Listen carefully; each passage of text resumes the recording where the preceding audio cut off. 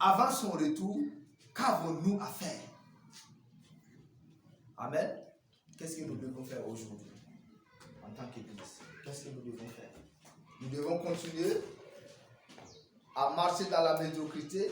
Nous devons continuer à réfléchir comme si on n'était pas informé que Jésus doit revenir bientôt. Ou bien est-ce que nous pouvons continuer dans ce sens? Que le Seigneur dans sa grâce continue de nous révéler davantage, que le Seigneur dans sa grâce continue de nous parler, que le Seigneur dans sa grâce continue de nous donner des moyens nécessaires afin que nous-mêmes nous puissions nous préparer et préparer aussi l'Église avant le retour de Jésus. Puisque c'est avant le retour que nous avons le temps. Après le retour de Jésus-Christ, nous ne pouvons plus rien faire. Mais avant son retour, nous pouvons faire des choses. Avant son retour, nous pouvons prier. Avant son retour, nous pouvons chercher la face de Dieu. Avant son retour, nous pouvons rechercher à comprendre ce que le Seigneur lui-même attend de nous. Avant le retour de Jésus-Christ, que devons-nous faire? Devons-nous dormir?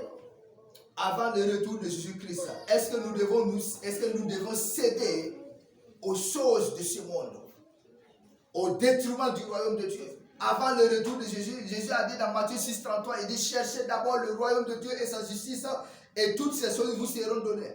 Avant le retour de Jésus-Christ, qu'est-ce que nous devons faire?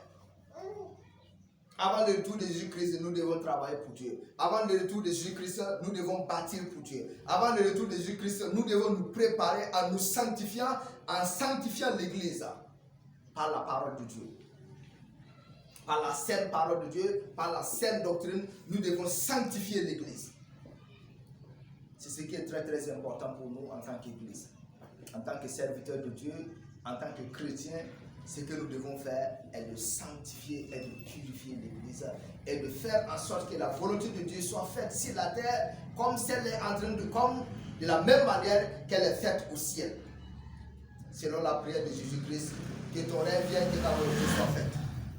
Avant le retour de Jésus-Christ, qu'avons-nous à faire? Cette parabole nous a parlé du vigneron.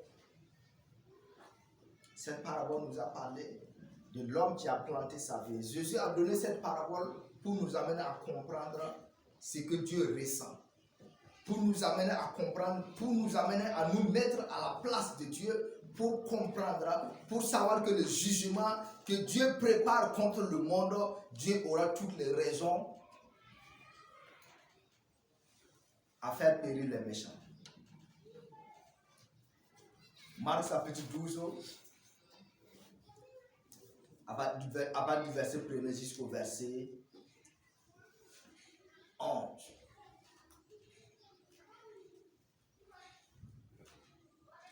L'homme qui a planté sa vie et qui a travaillé, qui a fait, qui a bâti et qui a placé des hommes pour la gestion de la vie. Les hommes que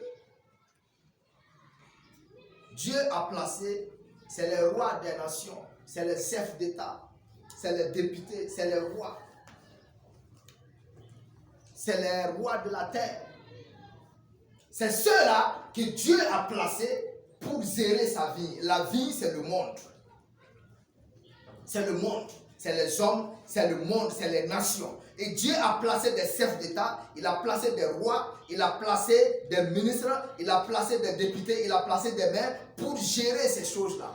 Et chaque homme doit rendre compte au Seigneur, au roi des rois. Chaque nation doit rendre compte. Chaque chef d'État doit rendre compte. Chaque ministre doit rendre compte. Et personne ne peut s'échapper à ce compte rendu. C'est très très important. Personne ne peut s'échapper à ce compte rendu. Dieu nous a tous donné des responsabilités et nous avons des choses à faire. Et ce que nous avons à faire, c'est à Dieu que nous devons rendre compte. Bien vrai, c'est bien vrai que nous avons des patrons sur la terre auxquels nous devons rendre compte. Mais le vrai compte à rendre, c'est à Dieu. Et tous doivent rendre compte. De la même manière que l'esclave rendra compte, de cette même manière, le maître rendra compte au grand maître, au roi des rois. Et dès qu'il a planté sa vie, il a placé des hommes pour travailler et chaque homme devait travailler. La Bible dit que quand il a envoyé ses serviteurs pour récolter quelque chose afin de recevoir quelque chose pour lui, la Bible dit qu'ils se sont saisis des serviteurs, ils ont frappé certaines personnes, ils ont outragé les uns, ils ont tué les autres. Et après cela, le maître de la vigne va envoyer maintenant son propre fils et la Bible dit qu'ils se sont saisis de lui et ils l'ont tué. Et la question a été posée dans le verset 9. Maintenant, que fera le maître de la vigne? Maintenant, que fera le maître de la vigne? La réponse a été donnée en même temps dans le même verset. Il viendra, fera périr les vignerons et il donnera la vigne à d'autres. Et il donnera la vigne à d'autres. Il donnera la vigne à d'autres. Il donnera la vigne à d'autres. Dieu a d'abord confié sa vie là aux nations. Et les nations ont choisi de se rebeller contre le Messie. Les nations ont choisi de se rebeller contre les rois des rois.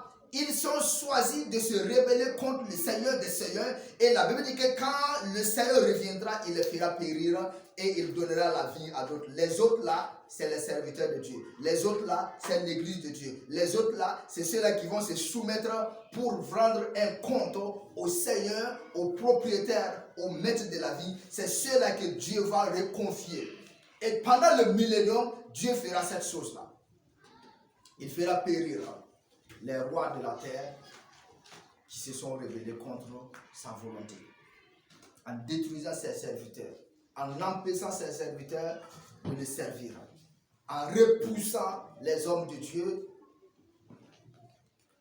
dans leur nation, en repoussant les hommes de Dieu dans leur ministère, en repoussant les hommes de Dieu dans leur communauté, en repoussant les serviteurs de Dieu dans leur localité, en repoussant les hommes de Dieu dans leur maison. Il va, la Bible dit qu'il les fera périr. Il les fera périr. Que Dieu nous délivre au nom de Jésus-Christ.